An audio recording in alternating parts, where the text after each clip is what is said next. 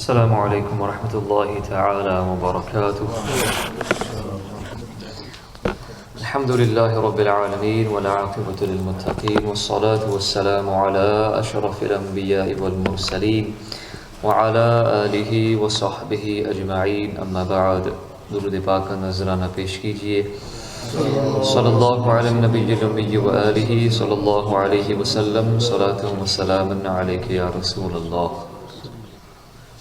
امام جلال الدین سیوطی رحمۃ اللہ علیہ کی کتاب شرح الصدور میں سے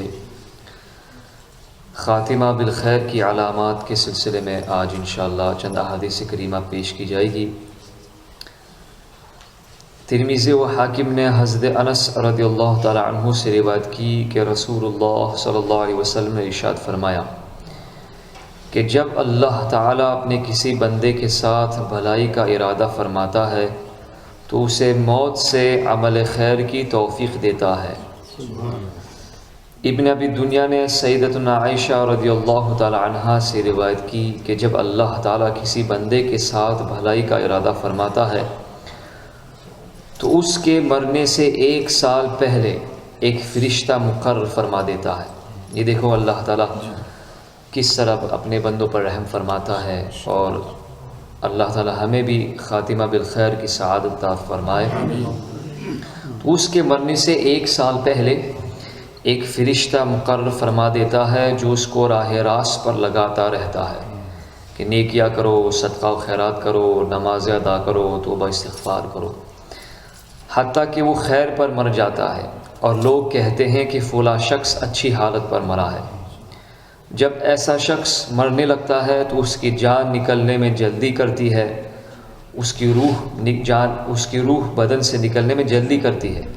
تو اس وقت وہ خدا سے ملاقات کو پسند کرتا ہے اور خدا اس کی ملاقات کو پسند فرماتا ہے۔ لیکن اس کے برخلاف جب اللہ تعالیٰ نعوذ باللہ کسی کے ساتھ برائی کا ارادہ کرتا ہے تو مرنے سے 1 سال قبل اس پر ایک شیطان مسلط کر دیتا ہے جو اسے گمراہ کرتا رہتا ہے حتیٰ کہ وہ اپنے بدترین وقت میں مر جاتا ہے، گناہوں ملوث اور بدعقیدگی کی حالت میں معاذ اللہ وہ مر جاتا ہے۔ اس کے پاس جب موت آتی ہے تو اس کی جان اٹکنے لگتی ہے، تو یہ خدا سے ملنے کو پسند نہیں کرتی اور خدا اس سے ملنے کو پسند نہیں فرماتا۔ اور یہاں پہ امام جلال الدین سیوطی رحمۃ اللہ تعالی علیہ نے بیان فرمایا کہ علماء کرام نے بیان فرمایا کہ برے خاتمے کے 4 اسباب ہیں، 4 وجوہات کی بنا پر نعوذ باللہ کسی کا برا خاتمہ ہو سکتا ہے۔ پہلی وجہ نماز میں سستی کرنا، نماز کو وقت پر ادا نہ کرنا، نماز کو جان بوجھ کر قصداً قضا کرنا۔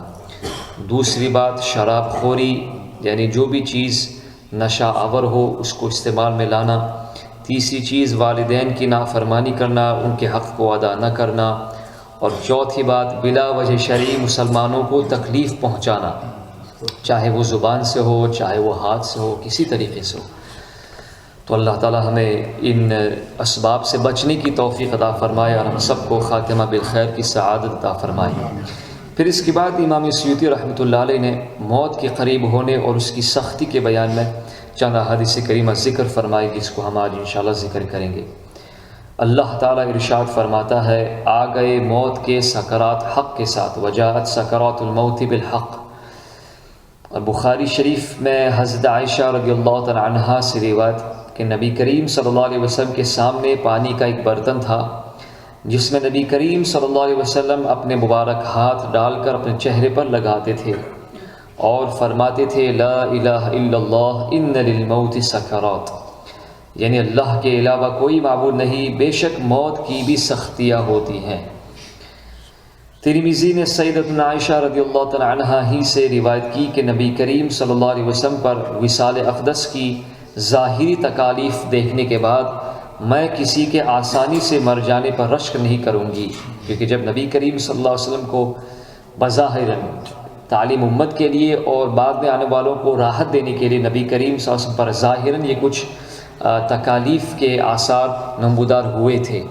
تعلیم امت کے لیے، اور بعد میں ہم امتیوں کے لیے ایک وجہ سکون کہ اگر ہم موت کے وقت کسی کو ہم اس حالت میں دیکھیں تو یہ جانے کہ ہو سکتا ہے کہ اللہ تعالیٰ اس کے گناہوں کو معاف فرمائے اس کے ذریعے۔ حضرت عبداللہ ابن احمد نے زوائد الزہد میں ثابت سے روایت کی کہ نبی کریم صلی اللہ علیہ وسلم وصال شریف کی بے چینی میں فرماتے تھے کہ ابن آدم اگر اس وقت کے لیے نیک کام کرتا تو اس کے لائق تھا۔ اور لقمان حنفی اور یوسف ابن یعقوب الحنفی سے مروی کہ جب بشیر یعقوب علیہ السلام کے پاس آئے خوشخبری دینے والا، حضرت یعقوب علیہ السلام کے پاس حضرت یوسف علیہ السلام کا کرتا مبارک شریف لے کر کے آیا، قمیص مبارک شریف لے کر کے آیا، تو ان سے کہا کہ میں اس لیے آیا ہوں تاکہ اللہ موت کی تکالیف آپ پر آسان کر دے، یعنی یہ قمیص مبارک آپ اپنے ساتھ رکھے تو صرف یہ کہ آپ کی بینائی واپس آ جائے گی، بلکہ اس کے ذریعے انشاءاللہ بعد میں بھی اللہ تعالیٰ سکرات موت میں آسانی عطا فرمائے گا۔ طبرانی نے معجم کبیر میں اور ابو نعیم نے حضرت عبداللہ بن مسعود رضی اللہ تعالیٰ عنہ سے روایت کی کہ انہوں نے کہا کہ نبی کریم صلی اللہ علیہ وسلم نے فرمایا کہ مومن کی جان اس طرح نکلتی ہے جیسے کوئی چیز چھلکتی ہے، یعنی بہت آسانی کے ساتھ نکل جاتی ہے، اور کافر کی جان بہہ کر نکلتی ہے۔ مومن جب کوئی گناہ کرتا ہے تو موت کے وقت شدت کے ذریعے اس کا کفارہ ہو جاتا ہے، یعنی موت سے پہلے اس کو سکرات الموت کی تکالیف سے دوچار کیا جاتا ہے تاکہ وہ اللہ تعالیٰ کی بارگاہ میں پاک و صاف ہو کر کے حاضر ہو، یعنی اس کے بدن پر کوئی گناہ باقی ہی نہ رہے۔ اور کافر نعوذ باللہ جب کوئی نیکی کا کام کرتا ہے تو موت کے وقت آسانی کر کے اسے بدلہ دنیا ہی میں دے دیا جاتا تاکہ آخرت میں اس کے لیے نہ کوئی اس کا ثمرہ ہو نہ کوئی فائدہ اس کو پہنچے۔ دینوری نے مجالسہ میں وہیب ابن حداد رضی اللہ تعالیٰ عنہ سے روایت کی کہ اللہ تعالیٰ ارشاد فرماتا ہے جب میں کسی بندے پر رحم فرمانا چاہتا ہوں تو اس کی ہر برائی کا بدلہ دنیا ہی میں دے دیتا ہوں، یعنی دنیا ہی میں وہ عذاب چکھ لے تاکہ آخرت کے عذاب سے وہ محفوظ و معمون ہو جائے۔ کبھی بیماری کے ذریعے، کبھی گھر والوں میں مصیبت ڈال کر، کبھی تنگی معاش کے ذریعے، پھر بھی اگر کچھ بچتا ہے،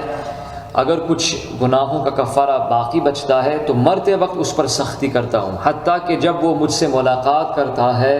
تو گناہوں سے ایسا پاک و صاف ہو جاتا ہے جیسا کہ اس دن تھا جس دن کہ اس کی ماں نے اسے جنا تھا۔ اور پھر اللہ تعالیٰ ارشاد فرماتا ہے مجھے اپنی عزت و جلال کی قسم کہ میں جس بندے کو عذاب دینے کا ارادہ رکھتا ہوں اس کو اس کی ہر نیکی کا بدلہ دنیا ہی میں دے دیتا ہوں، کبھی جسم کی صحت کے ذریعے، کبھی فراخ رزق کے ذریعے، کبھی اہل و عیال کی خوشحالی کے ذریعے، پھر بھی اگر کچھ اس کی ظاہری نیکیوں کا ثواب باقی بچتا ہے تو مرتے وقت اس پر آسانی کر دی جاتی ہے، حتیٰ کہ جب مجھ سے ملتا ہے تو اس کی نیکیوں میں سے کچھ بھی نہیں رہتا کہ وہ نار جہنم سے بچ سکے، یعنی قیامت کے روز پھر اللہ تعالیٰ اسے ابد الآباد تک عذاب ہی میں مبتلا فرمائے گا، اس کی کوئی نیکیاں ہی نہیں بچی جس کے اوپر ثواب دیا جائے، تو اس لیے وہ ابد الآباد تک معاذ اللہ نار جہنم میں ڈال دیا جائے گا۔ ابن ماجہ نے سیدتنا عائشہ رضی اللہ تعالی عنہا سے روایت کی، انہوں نے کہا کہ رسول اللہ صلی اللہ علیہ وسلم نے ارشاد فرمایا کہ مومن کو ہر چیز میں ثواب ملتا ہے، یہاں تک کہ موت کے وقت جو تکلیف ہوتی ہے اس میں بھی اللہ تعالیٰ اسے ثواب عطا فرمائے گا، سبحان اللہ۔ اور نبی بیہقی اور حاکم ابن ماجہ ترمذی نے روایت کی کہ نبی کریم صلی اللہ علیہ وسلم نے فرمایا ایک خوش بختی کی علامت اور خاتم بالخیر کی علامت یہ بھی ہے کہ مومن پیشانی کے پسینے سے مرتا ہے، یعنی جب اس کا انتقال ہوتا ہے تو کبھی کبھی اس کے پیشانی کے اوپر پسینے کے آثار نمودار ہوتے ہیں۔ حکیم ترمذی نے نوادر الاصول میں اور حاکم نے حضرت سلمان فارسی رضی اللہ تعالی عنہ سے روایت کی کہ میں نے رسول اللہ صلی اللہ علیہ وسلم سے سنا، آپ فرماتے تھے کہ مرنے والے میں 3 علامتیں دیکھو، اگر اس کی پیشانی پر پسینہ آئے، آنکھوں میں آنسو آئے اور نتنے یہ جو نوسٹرلز ہے وہ پھیل جائیں تو یہ اللہ تعالیٰ کی رحمت ہے، اور اگر وہ اس طرح آواز نکالے جس طرح نوجوان اونٹ جس کا گلا گھونٹا گیا ہو، رنگ پھیکا پڑ جائے اور جھاگ ڈالنے لگے تو یہ اللہ تعالیٰ کے عذاب نازل ہونے کی علامت ہے، والعیاذ باللہ۔ حضرت سعید بن منصور نے اپنی سنن میں اور مروزی نے جنائز میں حضرت عبداللہ بن مسعود رضی اللہ تعالی عنہ سے روایت کی کہ مومن کی خطاؤں میں سے، گناہوں میں سے اگر کوئی خطا باقی رہ جاتی ہے تو مرتے وقت پیشانی کے پسینے سے اس کا کفارہ ادا کر دیا جاتا ہے. یعنی یہ آخری علامت ہے کہ اب انشاءاللہ یہ آدمی پاک و صاف ہو کر کے اللہ تعالیٰ کی بارگاہ میں حاضر ہوگا. اللہ تعالیٰ ہم سب کو خاتمہ بالخیر کی سعادت عطا فرمائے، اور موت آنے سے پہلے رب ذوالجلال ہم سب کو سچی پکی اخلاص کے ساتھ توبہ کرنے کی توفیق عطا فرمائے.